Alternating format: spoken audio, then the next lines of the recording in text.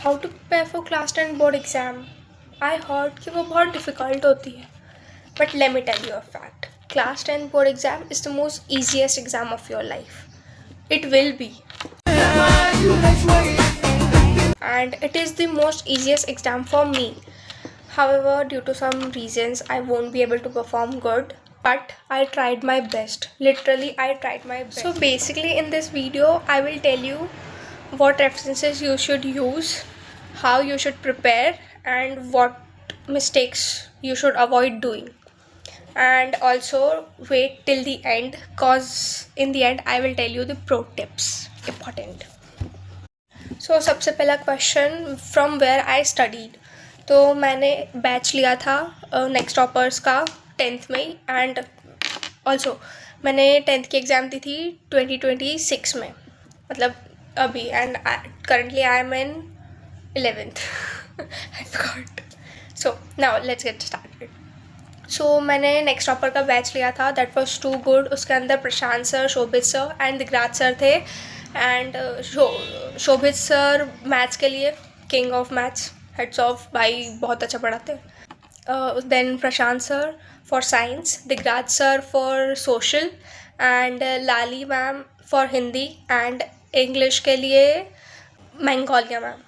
So these are 5 teachers. उसके अंदर computer भी था एंड एक्सेट्रा सब्जेक्ट्स थे, बट मैं मेनली 3 सब्जेक्ट्स पढ़ती थी. एंड हिंदी के लिए मैं लाली मैम के जो मैराथन्स होती थी सिर्फ वो देती थी for questions and quick review, क्योंकि मैं बहुत आलसी हूँ. मुझे हिंदी में चैप्टर्स पढ़ने की बिल्कुल आदत नहीं है. लाइक सब बोलते थे कि चैप्टर रीड करो, बट मुझे बिल्कुल नहीं पसंद. एंड लिटरली इस बार का हिंदी का पेपर वॉज इनसेन. लाइक बहुत ही ज़्यादा डिफ़िकल्ट था.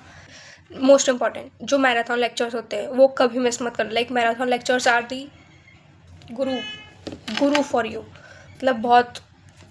एंड 14 days 14 चैप्टर वाला मैराथन करवाएंगे शोभित सर लास्ट वाले दिनों में. But let me tell you, तुम एक एक चैप्टर करते जाना. लाइक तुम्हारे स्कूल में मैथ्स में रियल नंबर हो गया, तो उसका जो लास्ट ईयर के जो मैराथन्स का जो रियल नंबर का है वो देख लेना. लाइक चैप्टर के साथ साथ उसकी क्वेश्चन की प्रैक्टिस करते जाना. सो बैच का तो हो गया. If you want to purchase a batch then you should definitely go for Next Topper. I will suggest you. But एक बार तुम PW का भी टीचर्स से और नेक्स्ट टॉपर्स के टीचर्स के यूट्यूब पे फ्री लेक्चर्स अवेलेबल होते हैं, तो उन दोनों के लेक्चर्स देखो. तुम्हें कौन सी टीचर से ज़्यादा समझ आ रहा है, कौन सी टीचर के मतलब बैच में बेनिफिट्स दिख रहे हैं, वो वाला बैच लेना. किसी से भी लाइक मैं बोल रही हूँ कि ये बैच ले लो, वो बैच ले लो, ऐसा मत करो. जिस टीचर से तुम्हें समझ आ रहा है. मुझे नेक्स्ट टॉपर्स के टीचर से समझ आया. मैं 9th 10th उसी से पढ़ी हूँ. दिस ईयर ऑल्सो मैं नेक्स्ट टॉपर से ही पढ़ रही हूँ. सो या. एंड अगर तुम्हें सिर्फ यूट्यूब से पढ़ना है, तुम्हें कोई बैच वगैरह नहीं लेना है, जैसे कि तुम कोचिंग वगैरह ऑलरेडी जा रहे हो, तो no need to purchase batch. Don't waste money.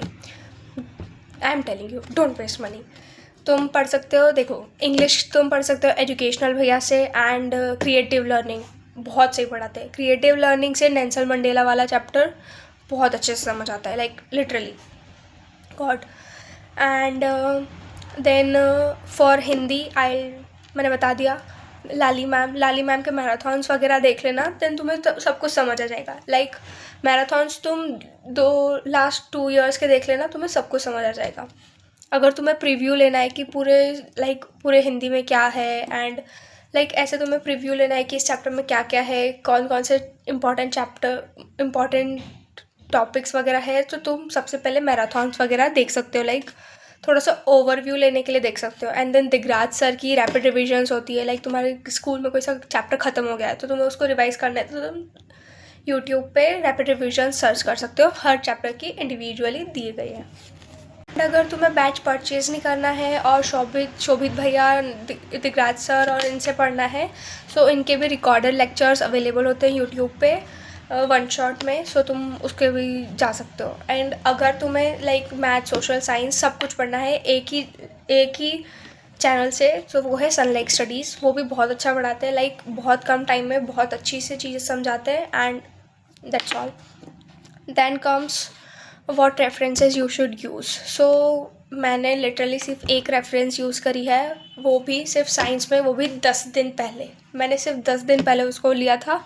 And like मैंने एग्ज़ाम के दिन एंड एग्ज़ाम के एक दिन पहले उसमें से सिर्फ माइंड मैप वगैरह रिकैप किया था बस।